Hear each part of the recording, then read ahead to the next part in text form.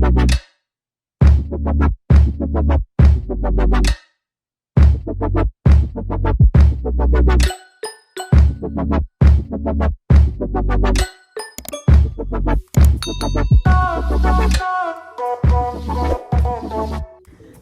na naman po tayo mga kalapatids, kabarako. So magandang umaga sa inyo, tanghali, gabi o anumang oras nyo pinapanood ng mga video na to.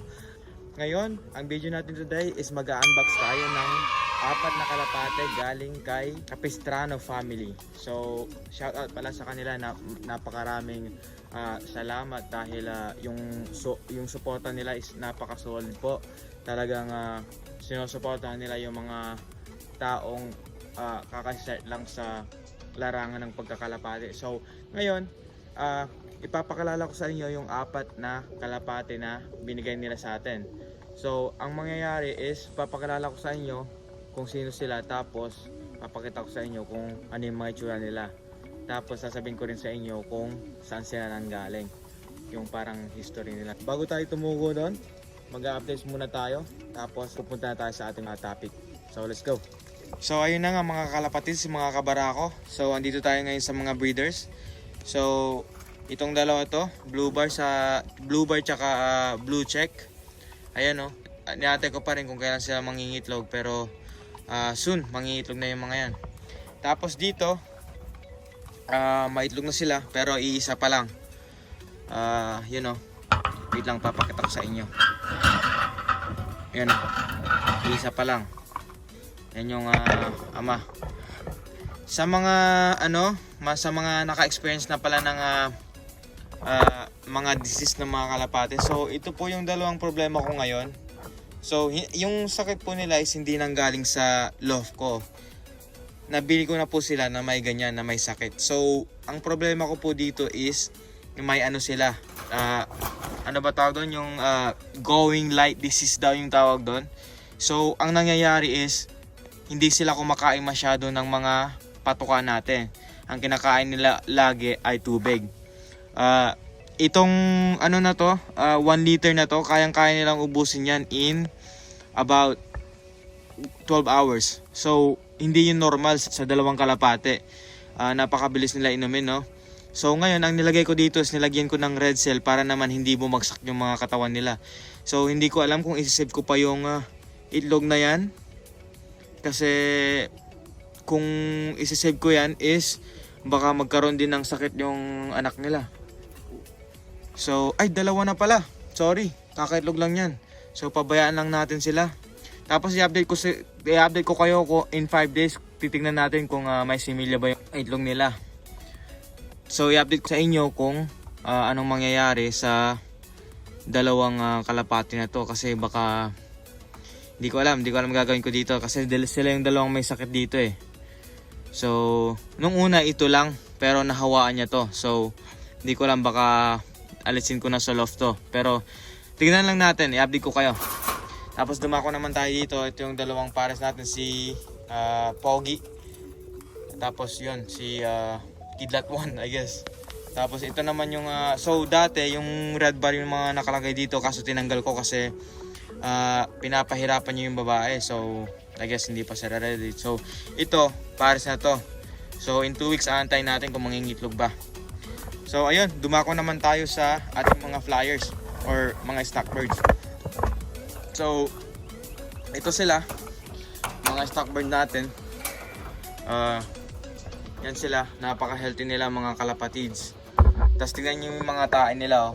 Yan, oh. Bilog na bilog. Yan, oh. Yan sila, oh. Yan. So pakain muna tayo mga kalapatids. So ayun na, habang gumagawa tayo ng video kanina sa unboxing, may bumisita sa atin, si Kuya Jonas. Kasi never pa niya nakita yung mga kalapati ko. So kamusta experience sa love ko, pare? Ayan, magaganda. Ang dami ng mga breeder. Mukhang mga 6 na yata yan. 8 ata. 8 na. Oh. Mga next month siguro, marami ng young bird si Paparako. Nakalimutan. So ayun, supportahan niyo po siya. Ang YouTube niya po is Jonas Love. subscribe po sa kanya, and then supportahan po natin yung YouTube channel niya.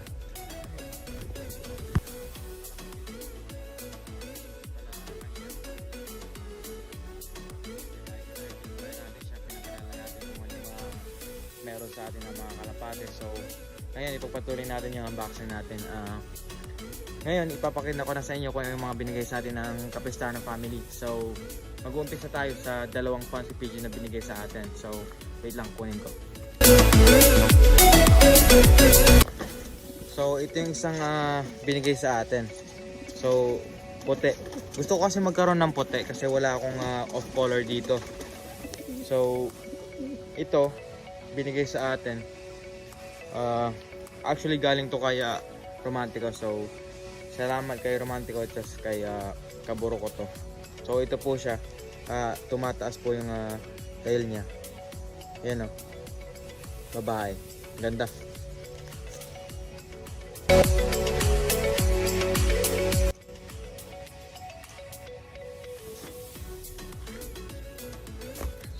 Tapos ito naman po yung isang ano natin, yung fancy pigeon. So ito, tatlo yung ring, yung dalawa clip ring. Tapos isang ring. Ito po ay 2019. Galing daw po ito kaya sa Sniper. Pero binigay sa atin kasi marami na daw siyang white. Actually, sabi ni Brown G is nanalo daw to na ng show. So gusto ko siya kasi yung kulay niya is parang may mix na parang blue ba. Tingnan nyo. Ang ganda ng mga pakpak. Yan o. Tapos yung mata niya is, kung mapapansin nyo, yung mostly ng mga puti is yung parang itim yung mata nila. Pero ito, yung mata niya is parang ano, yung orange. Orange na may yellow sa gitna. Yan o. Ang ganda o. Tapos yung katawan naman niya is hindi naman maliit, hindi naman din masyadong malaki, parang tama lang. Yan o. Ganda.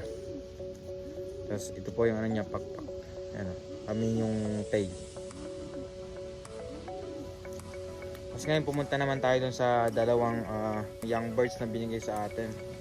Yun, ano, may mga record yung mga parents nila. So wait lang, kunin ko. So ito, umiyak-iyak pa. So ito yung isang young bird. Siguro babae ito kasi medyo maliit. Tapos ano, hindi naman ano, malaki yung mga katawan nila, katamtaman lang. Pero tingnan natin pag talagang tumutuka na sila kasi medyo mahina pa sila tumuka. Yan o, ganda o. Buong-buo na yung mga pakpak.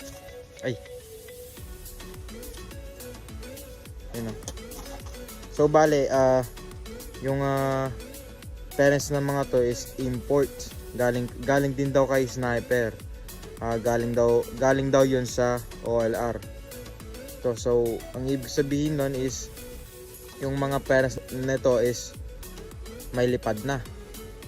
So ang balak ko sana dito is ilalaro ko sana ng OLR. Kaso nga lang, gusto ko at the same time gusto ko siyang i-keep para kumbaga i-build natin siya dito sa Kabarakolov natin kasi kumbaga malakas yung mga parents na ito so you know parang nakakapanghinayang pag kunwari nawala or ano. Pero pag naparami natin to, for sure yung mga inahin nito is ilalaro natin sa OLR. Yan o, ganda, napakalinis ng muka. Yan o, yung ilong is yung ilong hindi pa masyadong makikita kung malaki ba or maliit kasi hindi pa siya namumuti, so hindi pa natin masasabi. Ang ring number na ito is 13429. Yan o, ganda. Yan o, yung pakpak niya ay yan o. So malapit na mabuo, tapos nakakalipad na rin sila. So yan, siguro ito yung dalawang magiging ano natin flyers natin dito sa Kabarakolov. Yan, Kunin naman natin yung ano, yung isa, yung medyo malaki.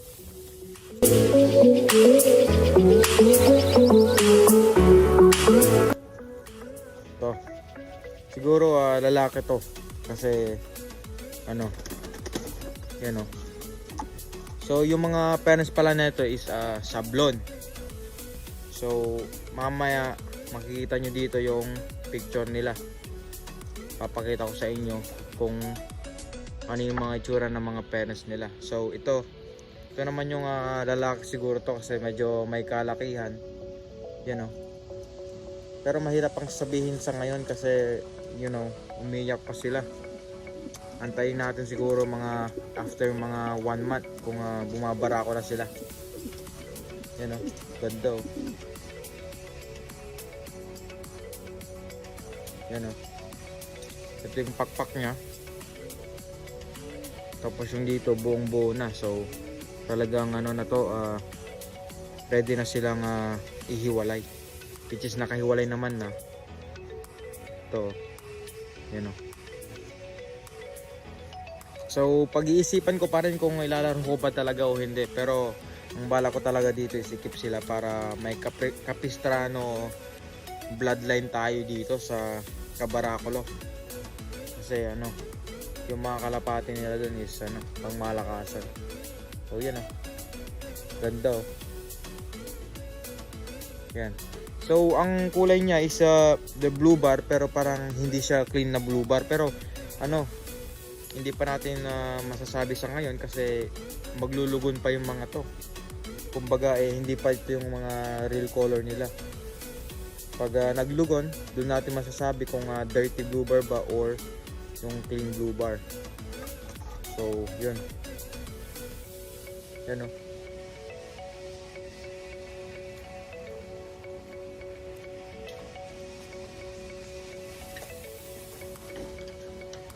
Alright, so ayun na nga mga kabarako. Hanggang dito lang yung video natin. So pinakita ko lang sa inyo kung ano yung mga nakuha natin galing kay Brown G. So ayun na nga. Tignan ko kung anong gagawin ko doon. Basta i-keep ko tong dalawang to. Mga kabarako, hanggang dito lang yung video natin. Maraming salamat sa mga kalapati na binigay sa atin. Shoutout sa inyo mga Capistrano family. Maraming salamat sa mga suporta na binibigay nyo sa mga bagong mga kalapate. So hanggang dito lang yung video natin. Huwag nyo kalimutan na i-like, mag-subscribe. Huwag nyo kalimutan na i-click yung bell button para notified kayo sa mga next na video natin. So hanggang dito lang yung video natin. Maraming salamat mga kabarako. Hanggang sa susunod muli.